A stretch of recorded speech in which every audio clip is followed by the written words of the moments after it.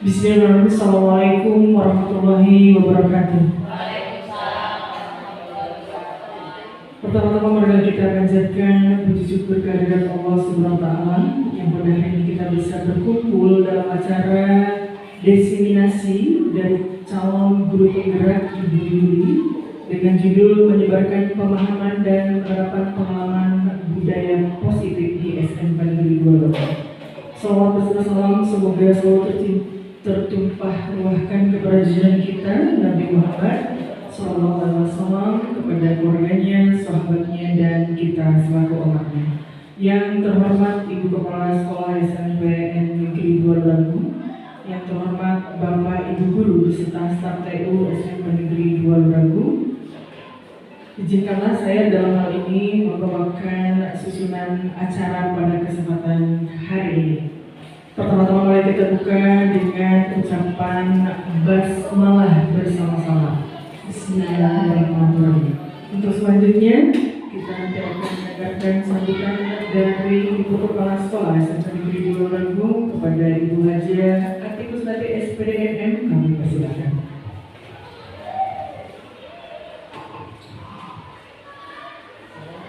Terima kasih Bu Elisa kesempatannya. Bismillahirrahmanirrahim. Assalamualaikum warahmatullahi wabarakatuh.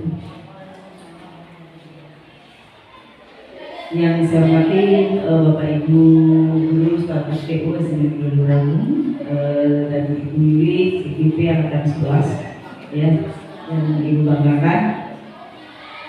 Alhamdulillah hari ini kita kumpul di ruangan laptop ini ya, dalam keadaan sehat walafiat. Semoga kita tetap sehat dan semangat menjalani aktivitas kita sampai selamanya. Ya, amin. Salawat salam kita serahkan pada junjungan kita Nabi Muhammad SAW, kepada keluarganya, sahabatnya, dan kita semoga dan termasuk umat yang diberikan syafaat di zaman yang beralami. Bapak dan Ibu, kesempatan sekarang kita akan menyimak bersama CGP Angkatan 11 sendiri untuk karena tugas dari TGP untuk menyebarkan pemahaman dan penerapan pengalaman budaya positif ya, di SMP 2 Lagu. Budaya positifnya bisa level kelas, bisa level sekolah.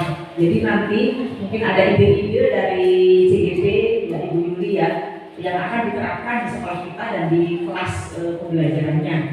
Nah, mohon dukungannya untuk bisa mengikuti diseminasi ini dan bisa berpartisipasi aktif. Barangkali ada masukan juga gitu ya Bu Yuli ya. Dan nanti dimohon kalau ini budaya positif dan cocok diterapkan di sekolah kita, jadi kita juga harus ikut melaksanakan ya, harus melakukan di kelas pembelajaran kita dan di sekolah kita. Jadi bukan hanya karena CGP saja nanti dilaksanakannya, tetapi oleh semua. Jadi mudah-mudahan kita saling mendukung. Selagi itu positif untuk perbaikan sekolah kita, kita harus ikut melaksanakannya.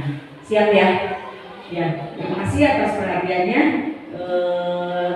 Dan mohon maaf apabila ada kekurangan. Saya akhiri. Wassalamualaikum warahmatullahi wabarakatuh.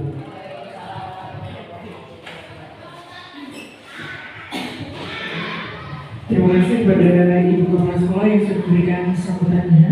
Selanjutnya kita akan langsung ke acara inti, yaitu menyebarkan pemahaman dan penerapan pengalaman budaya positif oleh CGP Angkatan 11 Kabupaten Kuningan, yaitu oleh Ibu Yuli Sri Rahayu SPD. Kami persilakan. Bismillahirrahmanirrahim. Assalamualaikum warahmatullahi wabarakatuh.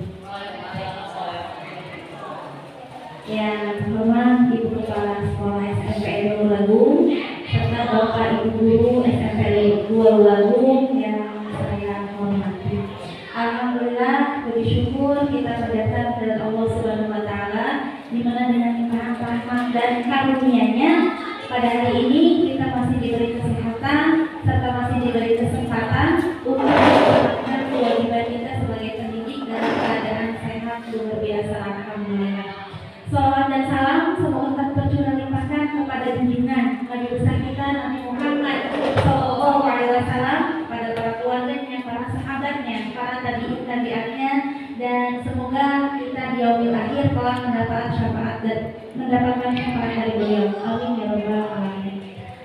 Sebelumnya saya mengucapkan terima kasih kepada Ibu Kepala Sekolah yang telah memberikan kesempatan serta keleluasaan bagi saya untuk melaksanakan kegiatan ini. Kemudian saya juga mengucapkan terima kasih kepada Bapak dan Ibu Guru yang telah bersedia mengikuti salah satu rangkaian agenda PGP saya, yaitu menyebarkan pemahaman dan penerapan pengalaman budaya positif. Sebelumnya saya jelaskan dulu terlebih dahulu bahwasannya dalam rangkaian jadwal PGP untuk kegiatan minggu-minggu ini adalah pembuatan aksi nyata. Aksi nyata yaitu dari modul 1.4 tentang budaya positif. Nah, untuk aksi nyatanya yaitu diantaranya menyebarkan pemahaman dan pengalaman kepada rekan-rekan sejawat di sekolah. Di sini saya bukan berarti sudah paling bisa, tidak Bapak Ibu. Di sini saya juga masih belajar. Saya masih merasa belum bisa, karena itu saya selalu belajar untuk berproses, dan saya yakin Bapak Ibu yang ada di sini mungkin lebih bisa dari saya, karena dilihat dari pengalaman kerja, pengalaman mengajar, tentunya Bapak dan Ibu lebih lama dari saya, sehingga pasti mempunyai pengalaman dari segi keilmuan pun pasti sudah banyak. Di sini saya hanya sharing saja, hanya berbagi pengalaman dan pengetahuan yang saya dapatkan di modul 1.4 tentang budaya positif. Saya yakin juga nanti diantaranya diisi modul ini, saya yakin Bapak Ibu juga pasti sudah ada yang menerapkannya di kelas ataupun di sekolah. Hanya saja sekarang saya menjabarkan kembali apa saja isi dari modul 1.4 yaitu tentang budaya positif. Mungkin seperti itu Bapak Ibu. Saya lagi di sini saya saya tidak jangan menganggap saya menggurui, tidak, sama sekali tidak. Justru saya sharing, hanya menyebarkan apa yang saya ketahui saja. Begitu Bapak Ibu mungkin ya. Selanjutnya kita sepakati dulu dalam acara ini. Kita santai saja Bapak Ibu, jangan terlalu tegang, jangan terlalu gimana, kita santai, boleh sambil menikmati hidangan seadanya Bapak Ibu. Nah baik, kita lanjut ya Bapak Ibu. Nah, dalam modul 1.4 ini isinya diantaranya ada perubahan paradigma belajar, ada tentang disiplin positif, nilai-nilai kebaikan, kebutuhan dasar manusia, motivasi perilaku manusia, posisi kontrol guru, keyakinan kelas, dan yang terakhir segitiga restitusi. Ini isi modul 1.4. Nah, sekarang atau pada kesempatan ini kita akan membahas satu persatu dari aspek-aspek ini. Yang pertama adalah pembelajaran dengan paradigma baru. Sebetulnya yang namanya pembelajaran kita sudah tidak asing lagi ya Bapak Ibu. Ada pendidik, ada peserta didik, kegiatan belajar di kelas. Namun dengan paradigma baru kita mengenal dengan pembelajaran berdiferensiasi. Kalau dulu kita belum mengenal istilah diferensiasi, yaitu apa? Pembelajaran berdiferensiasi itu yaitu pembelajaran yang mengutamakan peserta didik belajar sesuai dengan kebutuhannya berdasarkan tahap perkembangan sesuai dengan teori psikologi modern untuk mewujudkan profil pelajar Pancasila. Nah, seperti yang kita ketahui ada 6 dimensi dalam profil pelajar Pancasila. Nah, kemudian bagaimana pembelajaran berdiferensiasi ini? Yaitu menggunakan metode pembelajaran untuk memenuhi kebutuhan individual setiap siswa sesuai dengan kebutuhan siswa. Karena kita tahu bahwasanya gaya belajar setiap peserta didik ternyata berbeda-beda, Bu. Ada yang cepat menangkap pembelajaran hanya dengan melihat saja, ada yang menangkap pembelajaran dengan praktek atau kinestetik, dan ada yang mampu menyimak pembelajaran dengan mendengar. Ada visual, audio visual, dan ada kinestetik. Nah, itulah gambaran dari pembelajaran diferensiasi. Jadi kita melaksanakan pembelajaran sesuai dengan kebutuhan anak dan disesuaikan dengan gaya belajar anak. Kemudian yang kedua yaitu tentang disiplin positif, yaitu salah satu cara penerapan disiplin yang bertujuan menumbuhkan kesadaran serta memberdayakan peserta didik tanpa imbalan penghargaan atau reward, ancaman atau hukuman. Nah, sebagai pendidik tentunya tujuan kita adalah menciptakan peserta didik yang memiliki disiplin diri, sehingga mereka berperilaku mengacu kepada nilai-nilai kebajikan universal dan memiliki motivasi intrinsik dalam perubahan perilaku ke arah yang lebih baik. Jadi dengan kata lain, kita di sini menemukan disiplin positif agar peserta didik mampu memunculkan motivasi dari dalam dirinya sendiri. Jadi belajar bukan karena paksaan, belajar bukan karena tuntutan, tapi mereka mampu punya motivasi sendiri bahwa pembelajaran itu merupakan kebutuhan bagi mereka sendiri.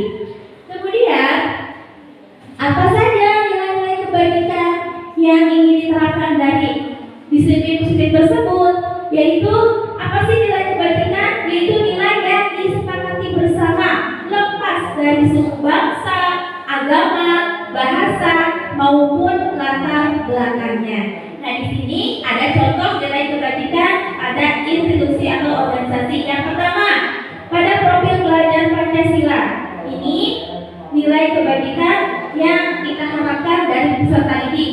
Ada beriman dan bertakwa kepada Esa, berakhlak mulia, berkebinekaan global, gotong royong, mandiri, kreatif, dan bernalar kritis. Kemudian dari PYP, yaitu apa saja nilai kebajikannya? Toleransi, rasa hormat, integritas, mandiri, menghargai, antusias, empati, keingintahuan, kreativitas, kerjasama, percaya diri, dan komitmen. Kemudian nilai kebajikan dari keterapatif atau life skill, yaitu yang pertama dapat dipercaya, lurus hati, pendengar yang aktif, tidak merendahkan orang lain, dan memberikan yang terbaik dari diri.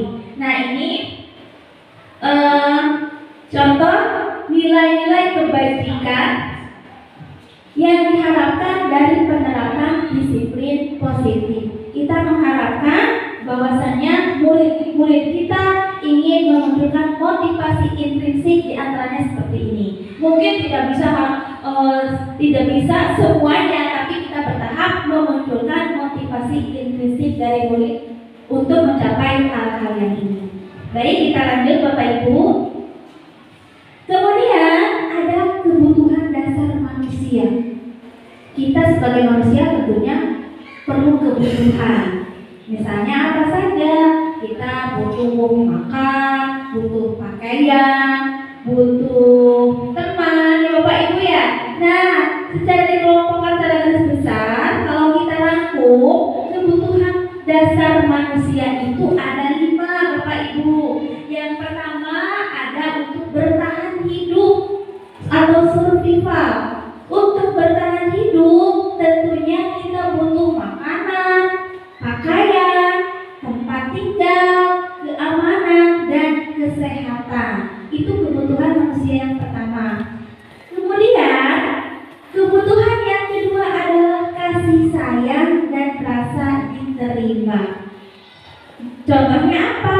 Rasa diterima, dipedulikan, berbagi, kerjasama, menjadi bagian dalam kelompok. Nah, kebutuhan kasih sayang dan rasa diterima ini tentunya berhubungan dengan orang lain. Kalau tadi bertahan hidup kan itu untuk diri sendiri gitu ya, dan melibatkan. Kalau ini tentunya kita sebagai makhluk sosial, tentunya kita butuh rasa kasih sayang dan diterima. Kemudian kebutuhan yang ketiga adalah penguasaan. Contohnya apa?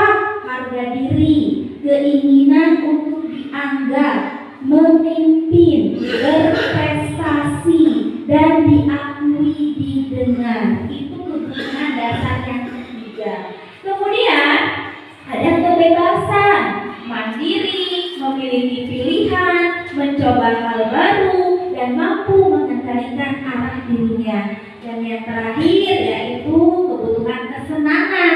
Tentunya kita juga perlu hiburan, perlu represi, apa saja, bermain, humor, antusiasme, dan tertawa. Ini diantaranya kebutuhan dasar manusia.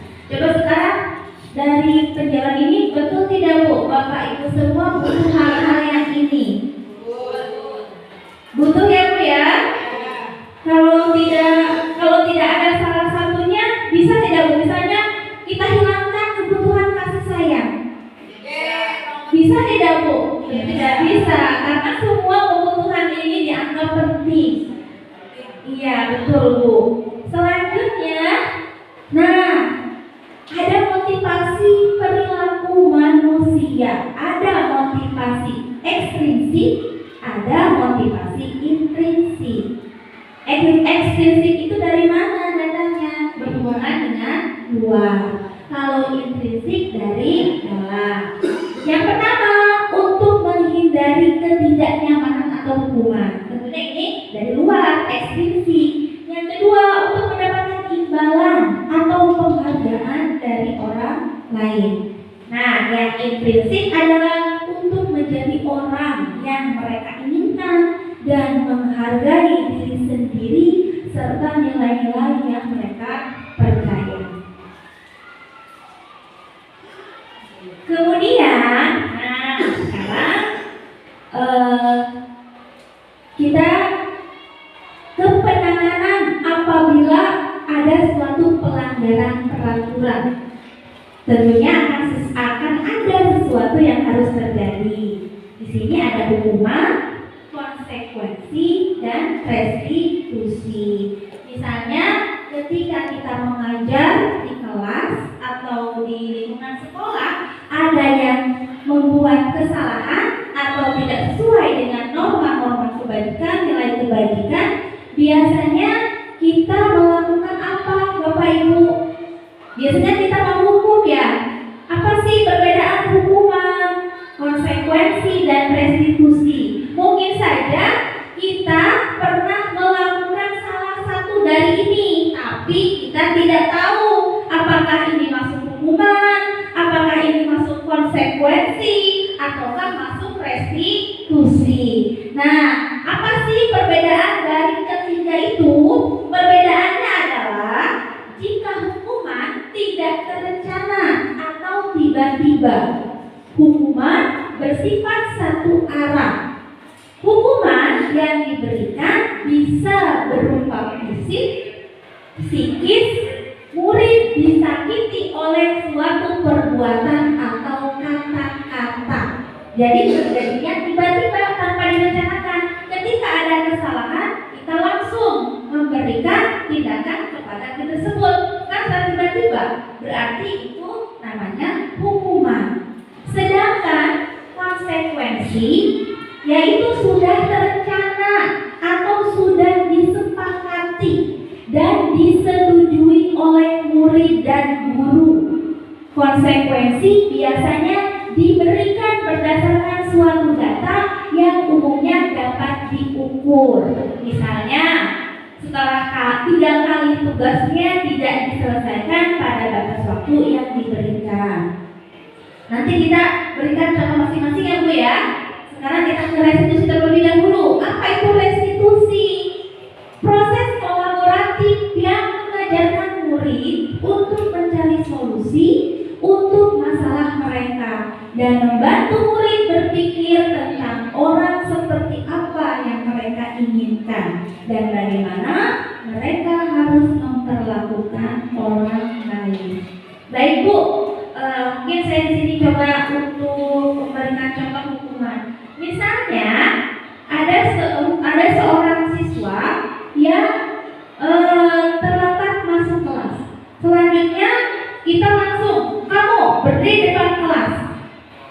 Selama pembelajaran saya kamu berdiri depan kelas. Nah itu termasuk apa? Hukuman atau konsekuensi atau restitusi? Terjadi secara tiba-tiba. Hukuman. Bagaimana kalau konsekuensi? Tadi sudah terencana atau sudah disepakati. Misalnya gini, kita membuat kesepakatan dulu dengan siswa. Jika nanti ada yang tidak mengerjakan tugas ibu, ada konsekuensi atau ada hal yang harus dilakukan oleh kalian. Nah, selanjutnya ada siswa tersebut ternyata tidak mengerjakan tugas. Kemudian si guru memberikan tindakan bahwasanya siswa tersebut harus menyalin misalnya tulisan di papan tulis. Nah, itu termasuknya konsekuensi karena sudah ada kesepakatan terlebih dahulu.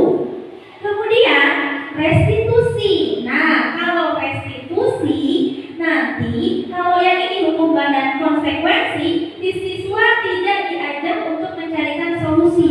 Kalau restitusi nanti siswa menggali sendiri apakah perbuatan mereka salah atau tidak. Selanjutnya bagaimana mereka mencari solusi dari permasalahan yang telah diperbuat. Nah itu perbedaan dari hukuman, konsekuensi, dan restitusi. Baik, bisa dipahami Bapak Ibu? Kemudian, nah ada 5 posisi kontrol Bu. Sebelumnya kita belum mengenal Bu. Kita sebagai guru, kita ternyata punya posisi kontrol. Saya yakin Bapak Ibu guru di sini sudah menjalankan posisi ini. Namun belum tahu apakah sebagai penghukum, sebagai pembuat rasa bersalah, sebagai teman, pemantau, atau manajer. Apa sih bedanya dari 5 posisi kontrol ini? Saya sendiri juga, saya pribadi, saya pernah mengalami posisi kontrol, penghukum pernah, pembuat rasa bersalah juga mungkin sering, selanjutnya teman juga pernah, pemantau juga pernah. Nah, sebagai manajer lah yang baru saya pahami ketika saya mempelajari modul 1.4. Bedanya apa sih Bu ke 5 posisi tersebut? Nah ini Bu, di sini saya menerapkan kasus siswa tidak memakai atribut lengkap saat upacara bendera. Kalau kita ada di posisi sebagai penghukum, kita akan langsung mengatakan kepada siswa, hormat pada bendera selama 1 jam. Nah, terjadi secara tiba-tiba kan ya Bu ya? Nah, inilah posisi kontrol guru sebagai penghukum. Kemudian yang kedua itu pembuat rasa bersalah.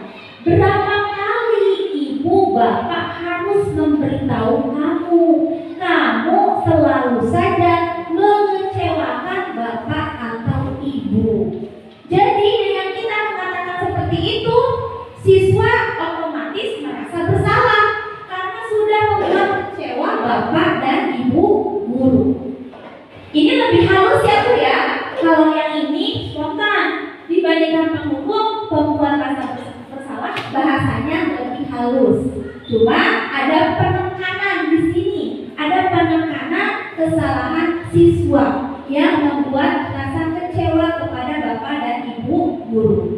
Kemudian sebagai teman, ayo dong ikuti aturan sekolah, tolong bantu ibu atau bapak ya sekali ini.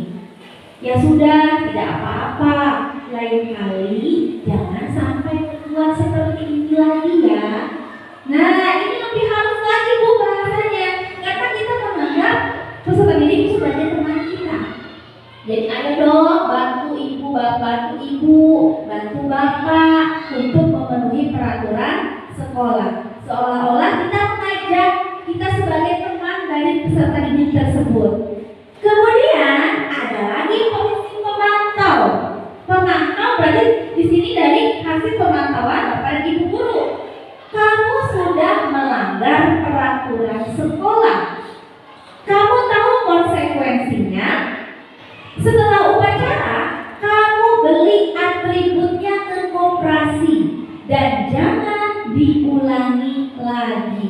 Jadi di sini sebagai pemantau kita yang memberitahu kesalahannya, kemudian kita juga memberitahu apa yang harus dilakukan oleh peserta didik tersebut. Kemudian bagaimana kalau sebagai manajer? Sebagai manajer kita hanya mengarahkan saja. Biarkan peserta didik yang menentukan ataupun yang menyadari kesalahan mereka. Kita bisa mengatakan seperti ini. Apakah kamu tahu kesalahanmu? Dengan begitu, peserta didik akan menyadari apa yang sudah salah mereka lakukan. Kira-kira bagaimana kamu memperbaiki kesalahanmu? Nah, di sini kita juga menuntut peserta didik untuk mencari solusi dari kesalahan yang mereka perbuat. Dengan kata lain, mereka yang melakukan kesalahan, mereka menyadari kesalahannya, kemudian mereka juga mampu mencari solusi untuk dirinya sendiri. Nah, ini posisi kontrol guru sebagai manajer. Pengalaman saya Bapak Ibu, saya juga ternyata belum menerapkan manajer.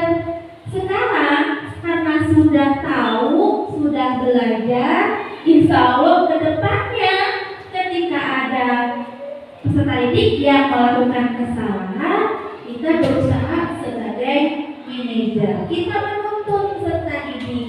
Jadi yang ingin menghukum, membuat merasa bersalah, teman dan memantau akan lebih baik lagi jika kita sebagai manajer. Sebagai penghukum tentunya tidak ada hal-hal yang akan dipenuhi oleh murid, karena murid hanya mendapatkan hukuman saja. Sebagai pembuat rasa bersalah tentunya membuat murid merasa kecewa, karena kita sadarkan bahwa mereka telah membuat kecewa kita. Tentunya murid akan merasa gagal karena sudah berbuat kesalahan dan mengecewakan Bapak Ibu guru. Kemudian sebagai teman di sini hanya ayo dong ikuti aturan sekolah, tidak ada solusi untuk murid atau menyadari perbuatannya. Sebagai pemantau juga tidak ada solusi untuk murid. Kemudian dari manajer di sini saya kira posisi kontrol guru yang paling tepat adalah sebagai manajer. Sepakat tidak Bapak Ibu? Sepakat tidak sebagai manajer? Saya juga masih belajar dan masih menerapkan kira-kira pasti manajer itu bisa diterapkan ketika peserta didik membuat suatu kesalahan. Kemudian ada keyakinan kelas. Bapak Ibu tentunya yang bertugas sebagai wali kelas ketika awal tahun pelajaran sudah membuat kesepakatan kelas, betul tidak Pak Bu? Yang wali kelas sudah membuat kesepakatan keyakinan kelas atau belum? Sudah. Nah, biasanya keyakinan kelas atau kesepakatan kelas ini bisa dilakukan untuk jangkauan kelas oleh wali kelas, bisa juga dilakukan oleh guru mata pelajaran untuk mata pelajaran tersebut. Dan saya lihat di sekolah kita umumnya sudah membuat keyakinan kelas. Dari tahun-tahun sebelumnya sudah membuat keyakinan kelas. Hanya saja sekarang kita melihat apakah keyakinan kelas yang kita buat di kelas itu sudah sesuai dengan aturan atau memang belum, masih harus ada tahapan berikutnya. Nah, keyakinan itu apa sih? Nilai-nilai kebajikan atau prinsip-prinsip universal yang disepakati bersama secara universal, lepas dari latar belakang suku, negara, bahasa agama. Kemudian, menurut Gorsen tahun 1998, suatu keyakinan akan lebih memotivasi seseorang dari dalam atau intrinsik. Seseorang akan lebih bersemangat untuk menjalankan keyakinannya daripada hanya sekedar mengikuti peraturan. Berarti dari kalimat ini kita bisa membedakan ternyata beda antara peraturan dan keyakinan. Nah, nanti kita tinjau kembali ya Bapak Ibu yang sudah kita lakukan, apakah keyakinan kelas ataukah peraturan kelas. Karena beda ya Bapak Ibu. Kemudian pembentukan keyakinan kelas bersifat abstrak, kemudian berupa pernyataan yang universal, dibuat dalam pernyataan yang positif. Maksudnya bagaimana Pak Bu? Pernyataan positif ini tidak menggunakan kata-kata negatif. Contohnya, tidak menggunakan kata tidak dan jangan. Dalam keyakinan kelas tidak menggunakan kata tidak dan jangan. Selanjutnya, sedikit saja agar mudah diingat. Kenapa Bu harus sedikit? Maksudnya sedikit ini karena tadi bersifat universal pernyataannya. Jadi sudah mencakup meskipun sedikit tapi cakupannya banyak. Kemudian sesuai dengan kondisi kelas atau sekolah sehingga mudah diterapkan. Semua warga sekolah atau semua warga kelas tentunya ya Bu dilibatkan dalam membuat keyakinan kelas. Pembentukan keyakinan kelas ini tahapannya. Yang pertama, berdiskusi memunculkan peraturan-peraturan yang perlu ditaati oleh kelas. Ini juga kan sudah kita lakukan ya Bu. Kita misalnya silahkan tulis apa peraturan kelas untuk kelas ini atau untuk pelajaran ini. Semua warga kelas atau anggota kelas menuliskan keinginannya. Kemudian yang kedua adalah mengubah peraturan-peraturan menjadi kalimat yang lebih positif. Nah, di sini sepertinya kita belum melaksanakan tahapan yang kedua. Biasanya kita kalau sudah ada peraturan yang dididik, kita langsung menuliskan tempat tulis, kemudian kita mengambil apa saja, menyaring ya Bu ya. Misalnya tidak boleh makan dan minum. Oke, kita jadikan kesepakatan kelas. 1, tidak boleh makan minum. Kemudian tidak boleh tidur sambil belajar. Oke, itu yang kedua. Yang ketiganya misalnya tidak boleh mencoret-coret tembok. Betul ya Bapak seperti itu ya? Nah, itu berarti belum menjadi kalimat yang positif karena masih menggunakan kata tidak boleh atau kata jangan. Kemudian yang ketiga yaitu menyarikan peraturan-peraturan menjadi nilai-nilai kebajikan atau keyakinan kelas. Yang keempat, berdiskusi mengenai gambaran perilaku yang mencerminkan keyakinan kelas. Yang kelima, berdiskusi mengenai peraturan kelas. Dan yang keenam, meninjau ulang keyakinan kelas. Baik, saya mencoba memberikan contoh satu saja ya Bu ya. Misalnya di kelas kita biasanya anak-anak itu dari segi bahasa masih harus diperbaiki. Misalnya sering menyebutkan kata-kata kotor atau menyebut nama orang tua. Dari kesempatan kelasnya tertulis di lembar anak itu tidak boleh berkata kasar atau menyebut nama orang tua. Mungkin karena kita belum tahu, kita langsung saja menuliskan tidak boleh mengatakan perkataan kasar dan menyebut nama orang tua. Nah, ternyata itu belum menjadi kalimat positif dan belum menjadi suatu nilai kebajikan. Kalau kita ubah Bapak Ibu menjadi kalimat positif, mungkin bisa seperti ini: saling menghormati dan menghargai. Saling menghormati dan menghargai ini tentunya bersifat universal.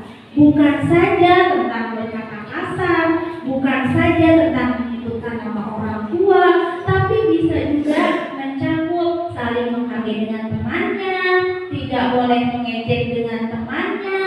Nah, itu sudah mencakup saling menghormati dan menghargai. Selanjutnya, misalnya tidak boleh mengerjakan tugas di luar batas waktu. Kita bisa ataupun tidak boleh selalu dalam kebersihan yang piket ya Bu. Biasanya kan piket misalnya tidak piket didenda 500 atau 1000. Kita bisa ubah menjadi kalimat positifnya menjaga kebersihan. Nilai kebajikannya apa? Nilai kebajikannya adalah rasa tanggung jawab. Tanggung jawab ini bersifat universal, bisa ke kebersihan, selanjutnya bisa tentang tugas, bisa tentang menjaga hak milik pribadi. Karena misalnya kalau di pers itu biasanya anak-anak ribut dengan alat tulis yang hilang, misalnya tip X tidak dikembalikan, pulpen disembunyikan. Nah, nilai kebajikan tanggung jawab ini tentunya mencakup ke hal-hal seperti itu. Mungkin itu contoh sedikit dari saya Bapak Ibu, mungkin bisa dipahami ya Bapak Ibu ya, karena saya juga masih belajar tentang keyakinan kelas. Karena pengalaman saya Bapak Ibu, pengalaman saya tahun kemarin menjadi wali kelas. Pas masuk ke kelas, membuat langsung kesepakatan kelas atau peraturan kelas. Saya sudah dari anak sudah terangkum dan saya langsung buat tidak boleh coret-coret tembok, misalnya begitu. Selanjutnya dilarang datang terlambat. Ternyata itu belum menjadi kalimat positif, masih ada tahapan berikutnya. Kalau dilarang datang terlambat berarti masuk nilai kebajikannya adalah disiplin. Karena disiplin kan banyak, tentang pakaian, tentang atribut, tentang kehadiran saat pembelajaran, sudah mencakup semua. Nah, diharapkan setelah kita tahu tahapan ini, kita bisa menyempurnakan lagi keyakinan kelas kita di kelas ataupun keyakinan kelas saat kita melakukan pembelajaran. Bisa lanjut ya Bapak Ibu ya. Selanjutnya, nah ini perbedaan yang tadi saya sudah jelaskan sebelumnya. Kalau peraturan, jangan terlambat ke sekolah, dilarang berbicara kasar, tidak boleh mencontek. Keyakinan kelasnya datang tepat waktu, saling menghormati dan menghargai, jujur dalam tindakan. Kebajikannya apa? Kalau datang tepat waktu itu kan disiplin. Kemudian yang kedua, saling menghormati dan menghargai, sama saling menghormati. Dan yang ketiga, kalau jujur dalam tindakan, berarti nilai kebajikannya adalah kejujuran. Nah ini materi keyakinan kelas yang saya dapatkan dari modul 1.4. Saya pun baru mengetahui hal ini. Ternyata apa yang sudah saya lakukan tahun kemarin itu belum sempurna untuk membuat suatu keyakinan kelas. Baru sebatas peraturan kelas. Nah, kemudian kita lanjut. Kita ke materi segitiga restitusi. Apa sih segitiga restitusi ini? Yaitu suatu proses dialog yang dijalankan oleh guru agar dapat menghasilkan murid yang mandiri dan bertanggung jawab. Namanya juga segitiga Ibu, ya Bu ya, Ibu matematika ya Bu.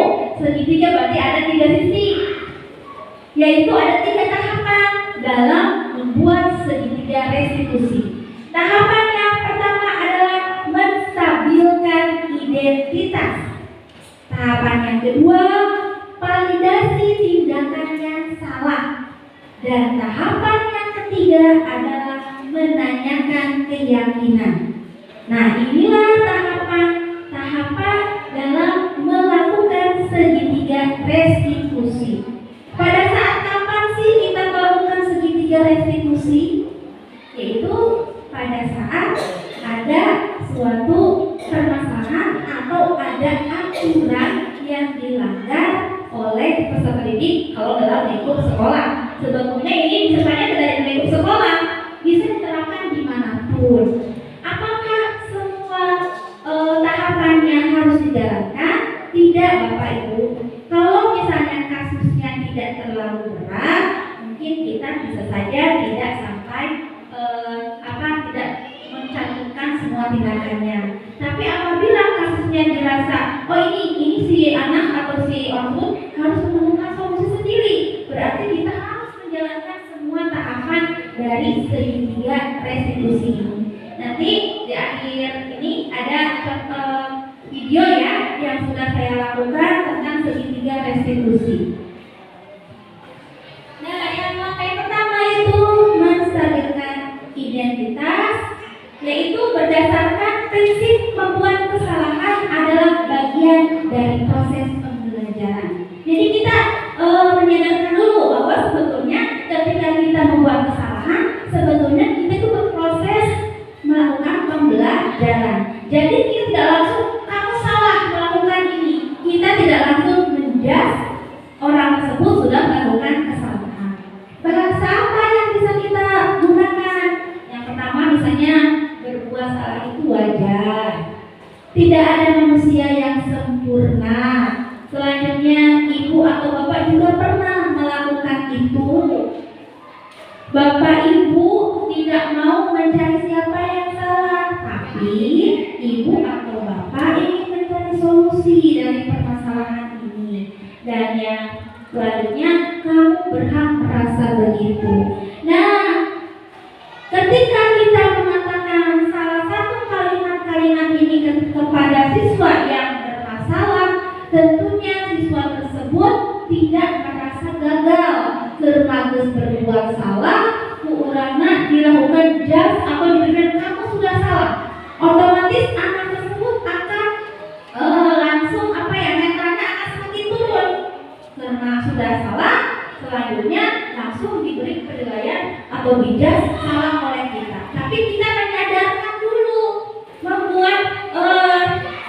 membangkitkan dulu motivasi tersebut dengan ini, menyadarkan dulu berbuat salah itu wajar karena kita sebagai manusia tidak terlepas dari kesalahan. Itu tahap yang pertama.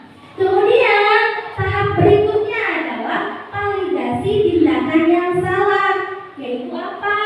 Berdasarkan prinsip setiap perilaku berupaya memenuhi suatu kebutuhan tertentu. Kita bisa menggunakan bahasa kamu pasti punya alasan mengapa melakukan hal itu. Bisa juga padahal kamu bisa melakukan yang lebih buruk dari ini ya. Kemudian kamu patut bangga karena telah melindungi sesuatu yang tertib buatmu. Kamu melakukannya karena mempertahankan sesuatu yang penting bagimu. Jadi intinya untuk validasi tindakan yang salah, kita tanyakan alasan melakukan kesalahan tersebut. Alasannya apa? Tentunya setiap tindakan mempunyai alasan. Kemudian tahap yang terakhir adalah menanyakan keyakinan. Tentunya kita nyambung dengan keyakinan kelas ya Bu. Keyakinan kelas sudah dibuat, nilai kebajikannya sudah. Kemudian segitiga restitusi tahap terakhir itu menanyakan keyakinan, yaitu berdasarkan prinsip teori kontrol bahwa pada dasarnya kita termotivasi secara intrinsik. Bisa dengan menggunakan bahasa begini, apa keyakinan kelas kita? Nilai-nilai apa yang telah disepakati bersama? Kemudian seperti apa gambaran sebuah kelas yang ideal menurut kamu? Dan kita bisa menggunakan kamu ingin menjadi orang yang seperti apa? Dari pertanyaan-pertanyaan ini tentunya nanti siswa akan menjawab. Misalnya nilai kebajikan apa yang kelas kita?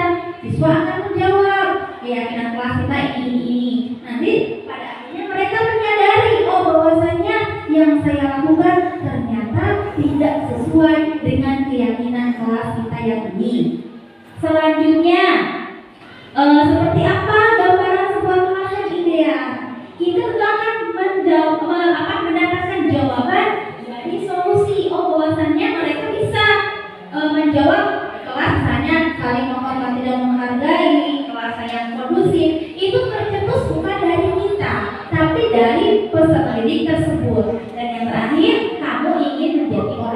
seperti apa? Nah, pasti jawabannya kalau ingin jadi orang seperti apa, intinya menjadi orang yang baik, betul tidak Pak Ibu?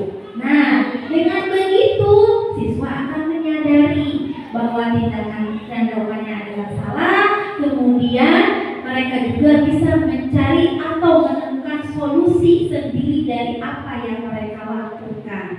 Mungkin betul untuk segitiga restitusi. Nah, saya juga ini menutup ya Bu ya. Saya akan menayangkan saya sudah melakukan segitiga restitusi dengan salah seorang siswa di sini yang pada saat pembelajaran saya kemarin ya Bu, beberapa kali tidak masuk kelas, sering di luar. Mungkin Bapak Ibu juga mengalami yang pertama ya Pak Ibu ya, ketika kita masuk di jam kita ada beberapa siswa yang tidak masuk kelas, bahkan beberapa kali tidak masuk kelas. Kita tanyakan kepada siswa tersebut dengan menggunakan metode segitiga restitusi. Saya akan menayangkan videonya, tapi mohon maaf apabila videonya banyak kekurangan Bapak Ibu, tapi saya harapkan esensinya dapat untuk segitiga restitusi.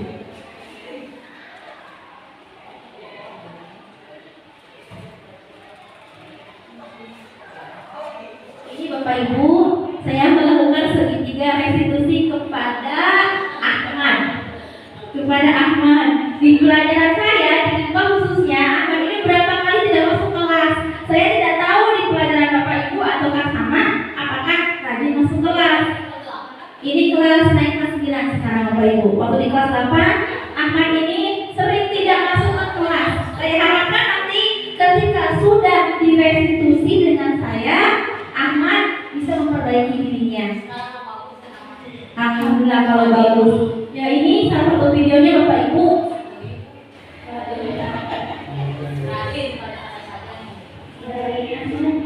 Baik, sudah belajar tadi ya. Nanti aku belajar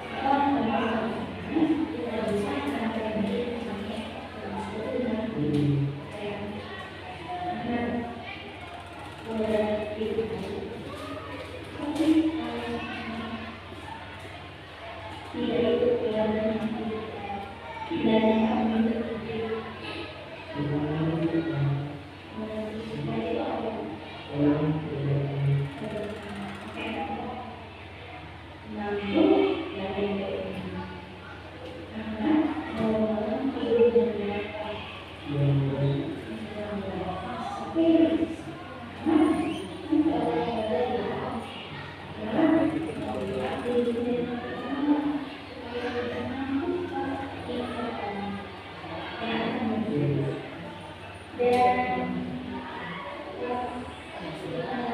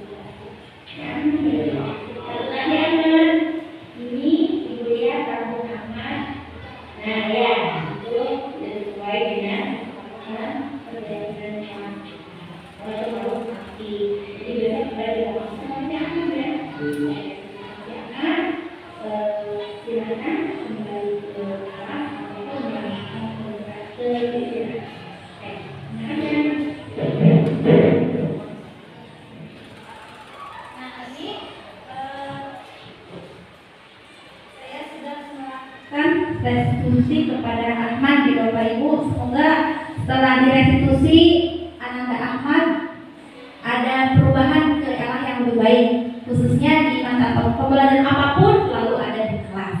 Nah, kemudian saya juga mencoba kemarin membuat keyakinan kelas dengan salah satu kelas di sini. Perlu ditayangkan dari Bapak Ibu.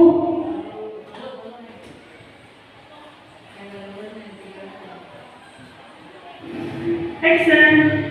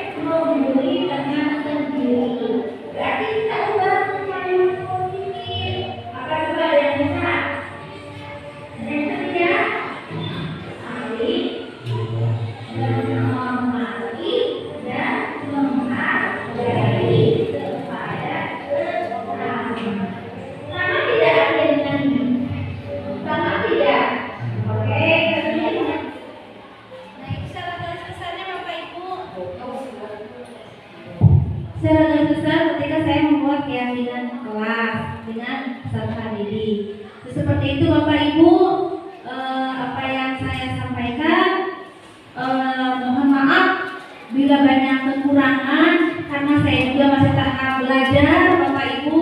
Jadi saya juga sebetulnya masih perlu belajar banyak dari Bapak Ibu semuanya di sini. Karena bagi saya Bapak dan Ibu semuanya adalah guru bagi saya. Apalagi dari segi pengalaman pasti lebih banyak.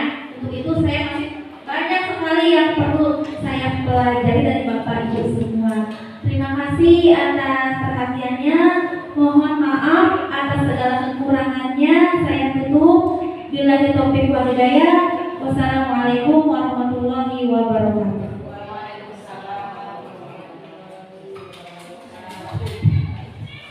Baik, terima kasih sekali lagi kita tepuk tangan untuk Ibu Yuli yang sudah memberikan diseminasinya atau penyebaran tentang budaya positif, salah satu materi di calon guru penggerak di angkatan 12-11 ya. Baik, 11. Untuk selanjutnya kita akan buka sesi tanya jawab. Silakan kepada Bapak Ibu barangkali ada yang ingin bertanya. Silakan dari Ibu Rasmi barangkali silakan. Ada yang bertanya? Assalamualaikum warahmatullahi wabarakatuh. Nah, Yuli punjanya. Oh, perbedaan disiplin positif di kelas dan sekolah. Kami udah menerapkan di kelas. Kalau di sekolah bagaimana di kamar?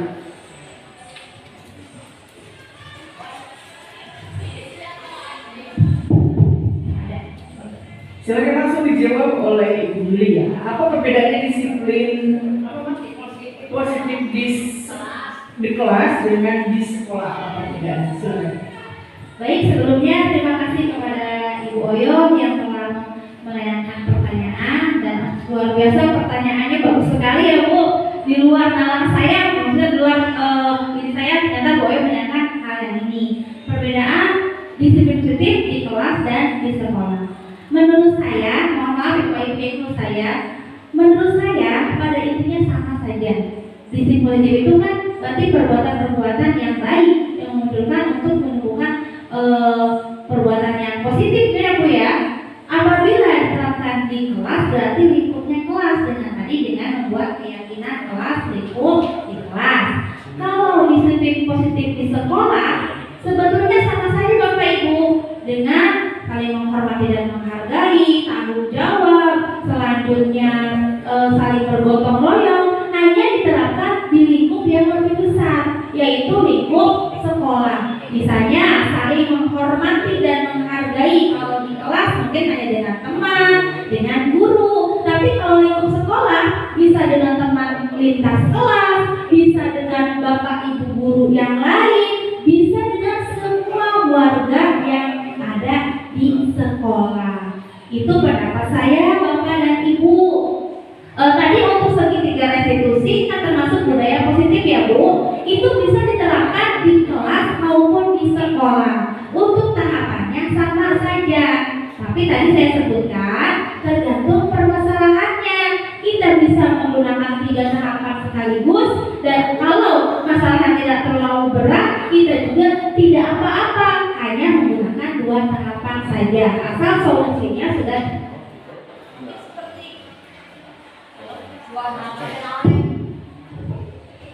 tahapan restitusi. Yang pertama akan menstabilkan identitas. Jadi kita memperlukan motivasi anak. Jadi tidak langsung menjudge anak tersebut sudah berbuat salah. Yang kedua yaitu memvalidasi tindakan yang salah. Kita menanyakan setiap tindakan itu tentu ada alasannya. Ketika anak berbuat salah, tentu mereka juga ada alasan. Misalnya tadi si Ahmad tidak masuk, alasannya kenapa? Ngantuk. Selanjutnya diajak teman, itu alasannya. Kemudian yang ketiga menanyakan keyakinan. Nah, perbuatan tersebut apakah sesuai tidak dengan keyakinan keyakinan kelas yang sudah kita sepakati? Si anak ternyata ketika ditanya seperti itu sudah bisa menyimpulkan bahwasannya tidak sesuai.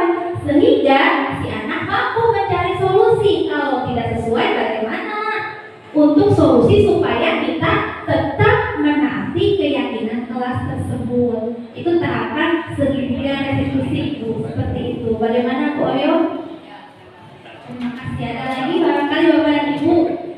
Mungkin di sini bukan pertanyaan saja ya. Saya juga menerima masukan atau pendapatnya untuk perbaikan saya ke arah yang lebih baik. Jadi tidak hanya pertanyaan, tapi boleh juga masukan untuk saya. Silakan Bapak Ibu.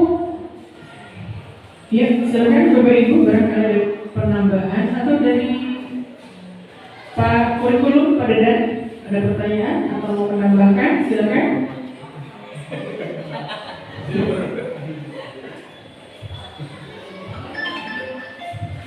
Ya, pada intinya adalah budaya positif itu adalah hal-hal yang sangat baik dilakukan di sekolah. Boleh dong saya bertanya Ibu Yuli ya? Baik, ini kan salah satu budaya positif di sekolah. Apakah orang tua itu wajib tahu atau boleh tahu atau bagaimana? Kemudian nanti bagaimana cara Ibu Yuli untuk menyampaikan kepada orang tua? Karena otomatis dong, karena kalau di sekolah itu pembelajaran siswa-siswi itu hanya senang dan waktu yang lebih banyak itu adalah di rumah. Jadi pertanyaan saya, apakah orang tua wajib tahu tentang budaya positif ini? Kemudian sebagai turut berperan, bagaimana Ibu Yuli melakukan hal tersebut atau sosialisasi kepada orang tua? Begitu. Terima kasih. Baik, terima kasih pertanyaan dari Ibu Emsa. Pertanyaannya sangat bagus sekali. Tadi bahwasanya apakah dalam menerapkan budaya positif di sekolah, apakah perlu melibatkan orang tua? Saya jawab, sudah tentu harus. Orang tua harus dilibatkan dalam menumbuhkan budaya positif. Karena bagaimanapun tadi betul kata Bu Emsa, waktu anak itu lebih banyak di rumah dibandingkan dengan di sekolah. Selanjutnya bagaimana caranya? Caranya kita berkolaborasi dengan orang tua. Caranya seperti apa? Saya juga melihat apa yang sudah dilakukan oleh Bu Emsa itu sudah bagus ya, dengan membuat WA group, misalnya orang tua siswa 4 kelas, baik itu jenjang kelas 7, kelas 8, dan kelas 9. Kita sebagai wali kelas pun bisa membuat grup khusus orang tua misalnya. Selain itu juga kita bisa menyampaikan budaya positif ini ketika rapat awal tahun pelajaran. Biasanya kita mengundang para orang tua untuk menyampaikan program-program, visi misi ataupun hal-hal yang akan dilakukan di sekolah. Nah, di kegiatan itu kita bisa menyisipkan atau bisa mengutarakan bahwasanya di sekolah kita menggalakkan budaya positif. Jadi kita saling berkolaborasi dengan orang tua. Jika di sekolah tanggung jawab anak mungkin ada di kita sebagai orang pengganti orang tua mereka di sekolah, dan ketika di rumah kita juga dengan berkolaborasi dengan orang tua. Jadi saling bersinergi, ada kerjasama supaya budaya positif ini bisa terlaksana dengan baik. Mungkin seperti itu Bu Elsa. Baik, terima kasih Bu Yuli. Apakah ada yang lain? Kalau tidak ada, kita cukupkan saja atau bagaimana? Sudah cukup Bapak Ibu? Cukup? Sudah cukup jelas? Apa yang disampaikan oleh Ibu Yuli adalah salah satu yang sangat luar biasa. Terima kasih kepada Ibu Yuli yang sudah menerangkan tentang budaya positif untuk di sekolah kita tercinta, yaitu SMA Negeri 2 Lagu. Karena pertanyaannya tidak lagi, saya akhiri kegiatan ini. Marilah kita dengan mengucapkan hamdalah bersama-sama. Alhamdulillah. Terima kasih kepada Bapak Ibu yang sudah memberikan waktunya pada kesempatan siang hari ini. Dan sebelum kita mengakhirinya, mari kita berfoto bersama dulu ya. Boleh? Saya akhiri wabillahi taufiq wal hidayah. Wassalamualaikum warahmatullahi wabarakatuh. SMP Negeri 2 Bragung, jaya!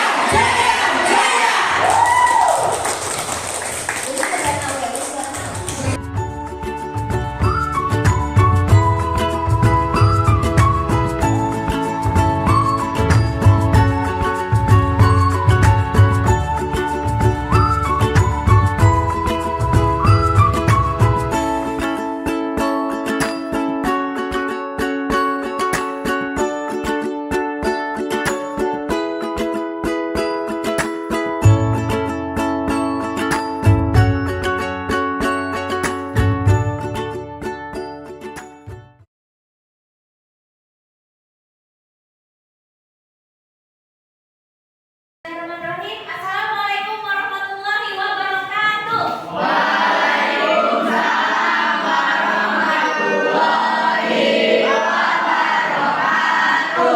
Selamat pagi semuanya. Apa kabar hari ini? Alhamdulillah hari ini kita bisa bertemu lagi dalam pembelajaran bersama Ibu. Namun hari ini kita akan membuat dulu kesepakatan atau keyakinan kelas sebelum kita belajar. Sebelumnya sudah pernah membuat keyakinan kelas atau belum? Nah, Bu, apa sih keyakinan kelas itu? Apa sih tujuan kita membuat kesepakatan atau keyakinan kelas? Kesepakatan atau keyakinan kelas yaitu hal-hal yang kita laksanakan dan disepakati dalam kelas ini. Apabila ada yang tidak melakukan atau melanggar keyakinan kelas, maka akan ada konsekuensinya karena kita sebelumnya sudah sepakat dengan peraturan atau keyakinan kelas. Nah, baik, kita akan mulai ya membuat keyakinan kelas untuk kelas 8A. Nanti caranya Ibu akan membagikan kertas post-it ini satu siswa satu. Kalian silahkan menuliskan apa yang tidak boleh dilakukan di kelas ini dan apa yang boleh dilakukan. Paham tidak? Paham. Kalau nanti dalam perjalanan ada yang tidak paham, boleh bertanya lagi sama Ibu ya. Silakan tulis. Oke, silakan tulis. Bebas, kalian nulis sampai bebas. Sudah berbagi semua? Sudah. Silakan tuliskan pendapatnya masing-masing di kertas post-it ini. Nanti Ibu kita akan bersama-sama membacakan apa yang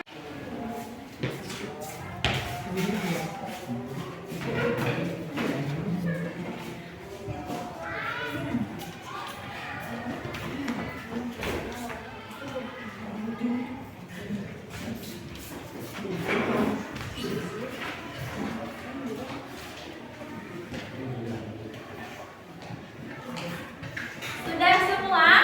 Sudah. Baik, terima kasih ya sudah menuliskan atau mencurahkan pendapatnya untuk kesepakatan di kelas ini. Nah, sekarang Ibu akan membaca beberapa dari apa yang kalian tulis.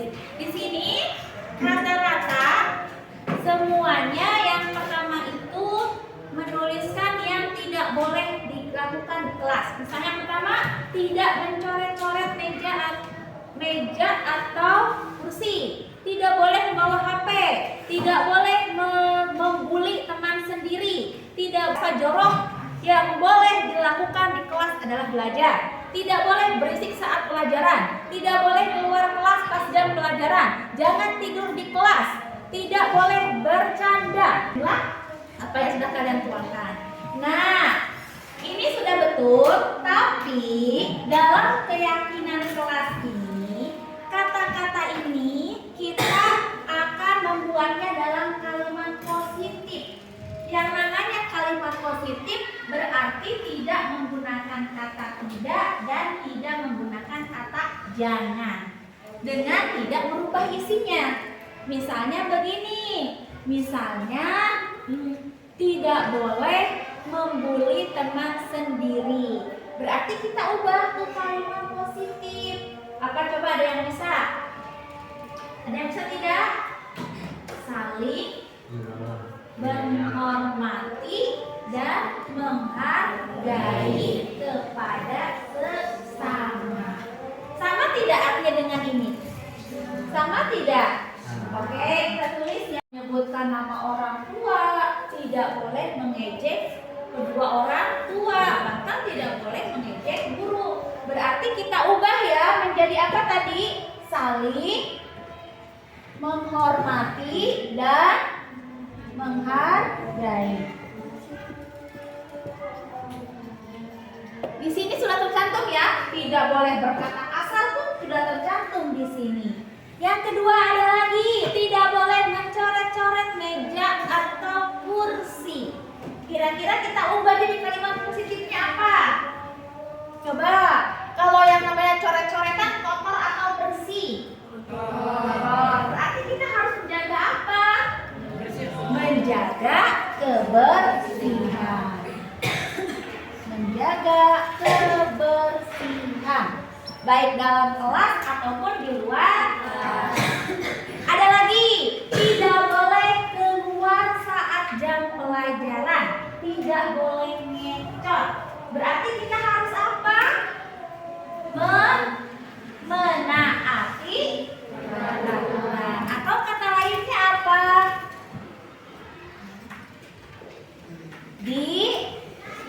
Disiplin.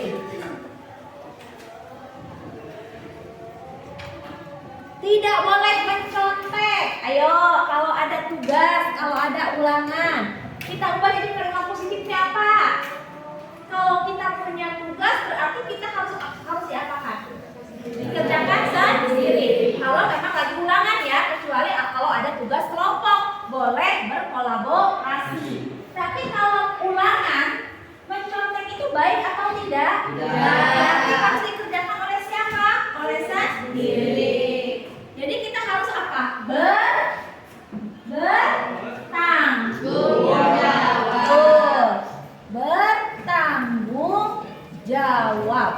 Ini bukan hanya pada tugas saja, bukan hanya pada ada 22 orang sudah menuliskan atau menuangkan pikirannya. Kalau kita jadikan keyakinan kelas, yang 4 ini sudah mencakup semuanya. Betul tidak? Betul. Tapi jangan kata kasar, jangan membuli, jangan mengejek orang tua. Itu sudah termasuk kepada saling menghormati dan menghargai.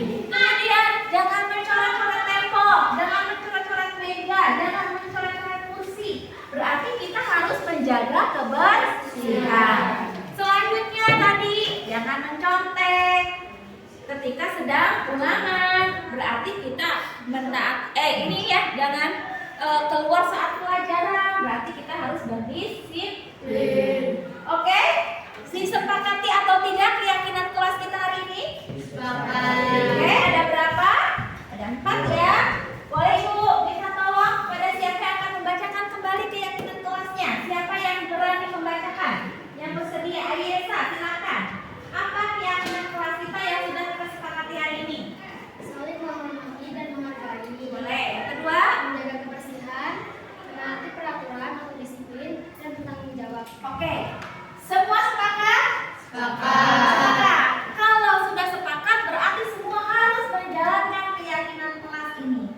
Apabila ada yang tidak taat, tidak menjalankan keyakinan kelas ini, berarti nanti kita ada konsekuensinya. Paham?